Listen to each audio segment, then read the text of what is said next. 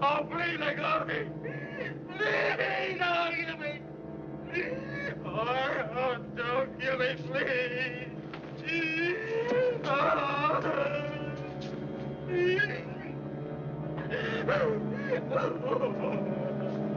Okay, hold it down. Please don't kill me. Angels with Dirty Faces, I think, is one of the most moving films to come out of the Warner Brothers studio.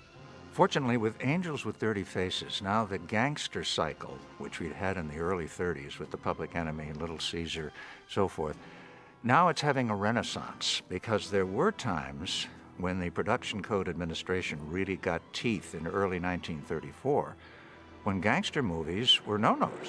Tony! The Production Code is enforced by 1934.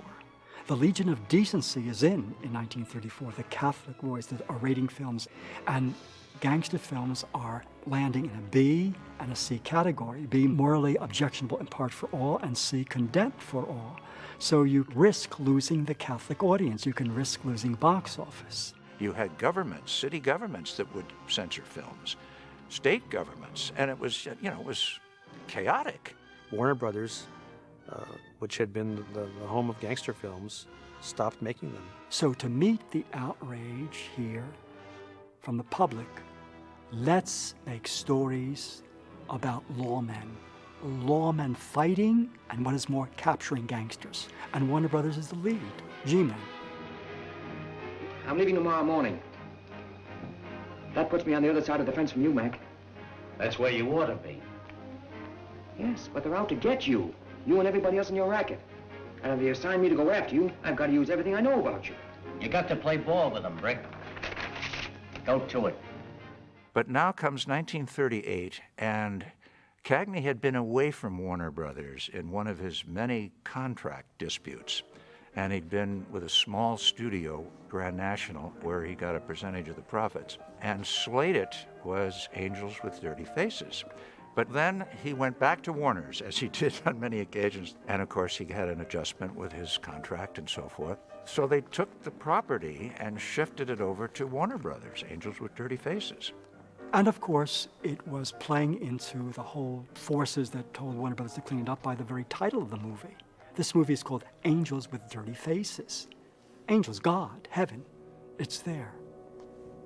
In the early draft of the script of Angels with Dirty Faces, which was submitted to the Breen office, there was a thing about making a bulletproof vest.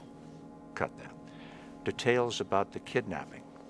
Can't show that. You can't show, although they did show it a little bit, I think it was a compromise, you can't show the policeman getting shot by the gangster.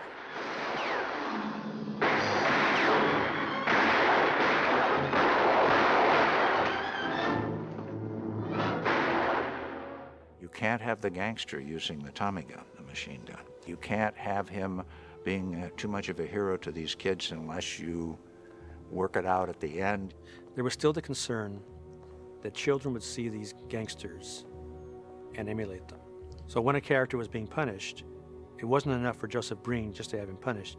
He had to be punished and be cowardly in being punished as well, so that no child would want to emulate him, no matter how sweet the fruits of his wickedness were.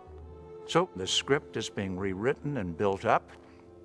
One of the people on the script, John Wexley, was the playwright of The Last Mile, which meant the death house, The Last Mile, and it was a very successful play.